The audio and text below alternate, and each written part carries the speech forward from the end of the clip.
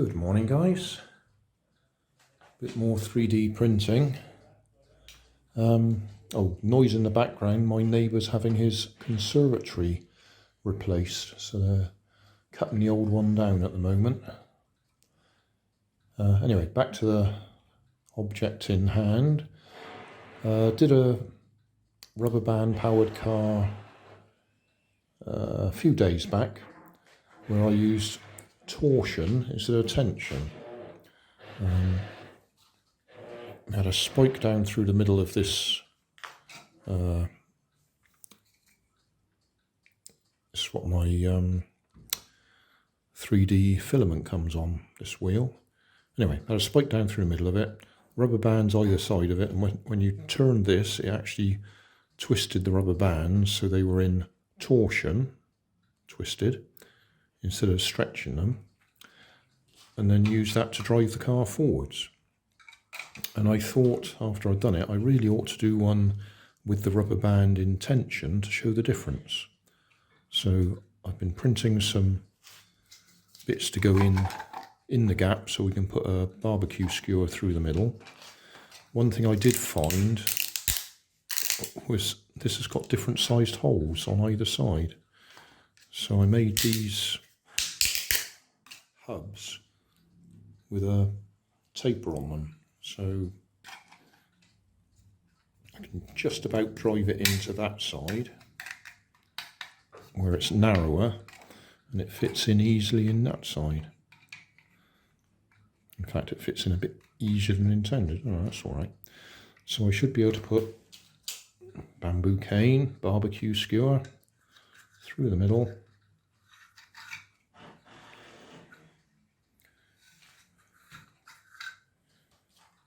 If we do that in position, I might have to put some little spacers in there just to stop it rubbing against the side.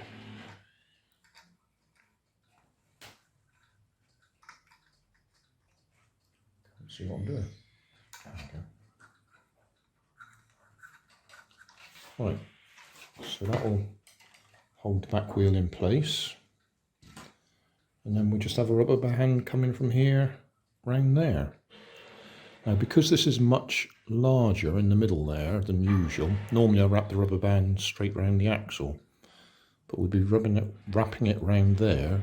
That means it'll have far more torque on it, so we'll probably get wheel spin. I'll use limited rubber bands, I won't use a lot, to try and reduce the power, because otherwise we'll just get wheel spin and we won't go anywhere. The other thing is, one revolution there is going to use quite a lot of rubber band. You could get dozens of turns round a little axle like that, but you only can get about one turn round there. You'll see what I mean when I put it all together. Right, for spacers I'll use a piece of paper straw. And if I measure that,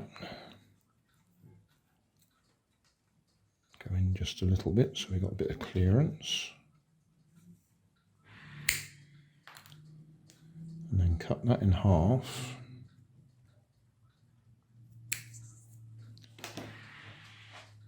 That should give us the gap that we want. So that.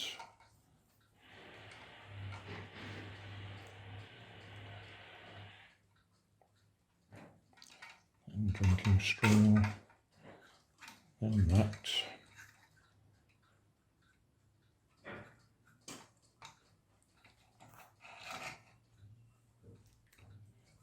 That, and then that, and that should hold the wheel in the middle. And we also need, I'll put a little bit of wood in there just to give us a hook, and then we can wrap the rubber band around.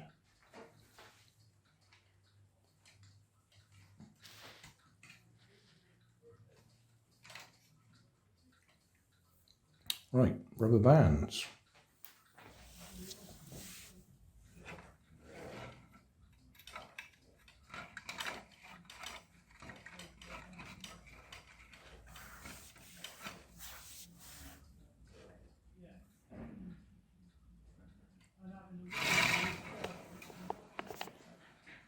A lot of wheel spin there.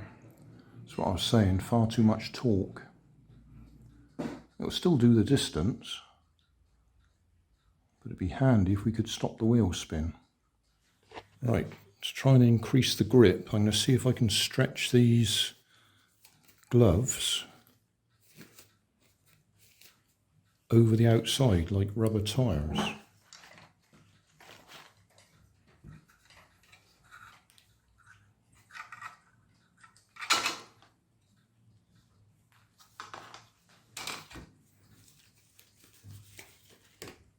Not sure if they'll stretch that far.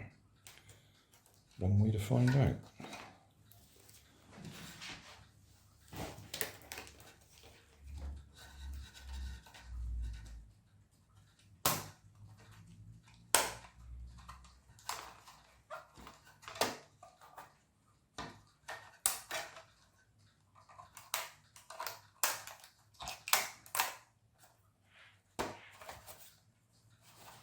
I don't expect them to last very long, but they should at least enable us to run up and down the kitchen.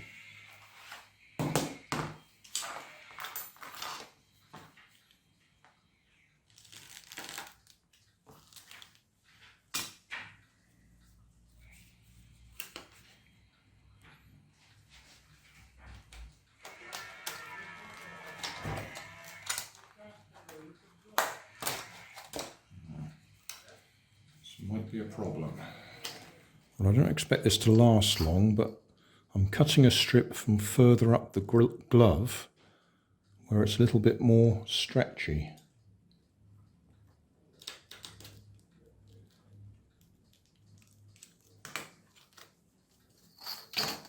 I've got one on.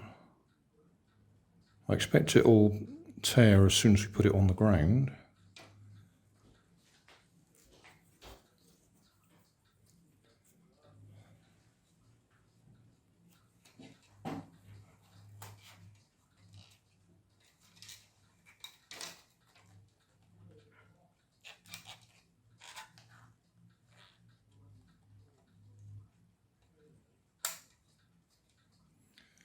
Right, yeah, I don't expect that to last very long, but it's on there. So that's using halfway up the glove, where it's a little bit more stretchy. Right, we'll try that. If that doesn't work, then we'll just have to add weight to it to give it more grip.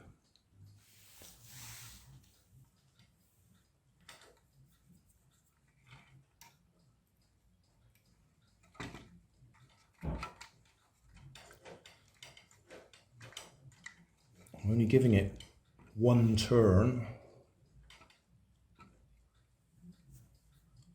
Let's grab the camera. So, try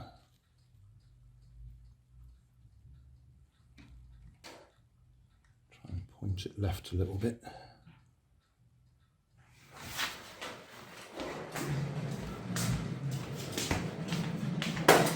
Yeah, that was the full distance.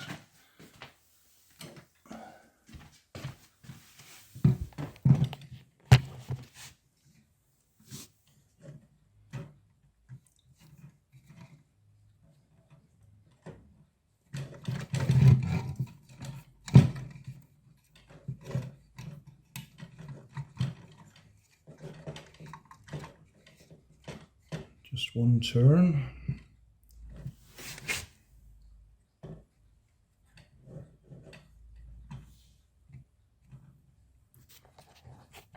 Camera ready.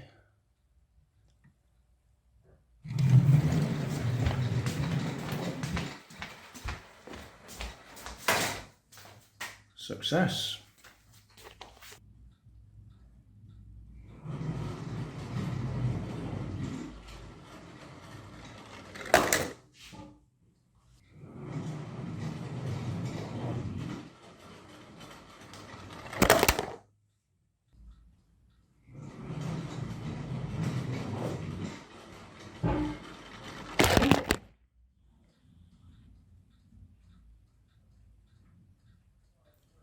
So that's it.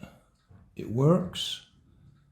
Exactly the same car as number 364, but this time we used tension instead of torsion. In other words, we stretched the rubber bands instead of twisting them. Had to add some tyres to the back wheel to give it extra grip, and had to print hubs to go in the middle of the spool, reel, whatever you want to call it, so we could put a bamboo cane through the middle.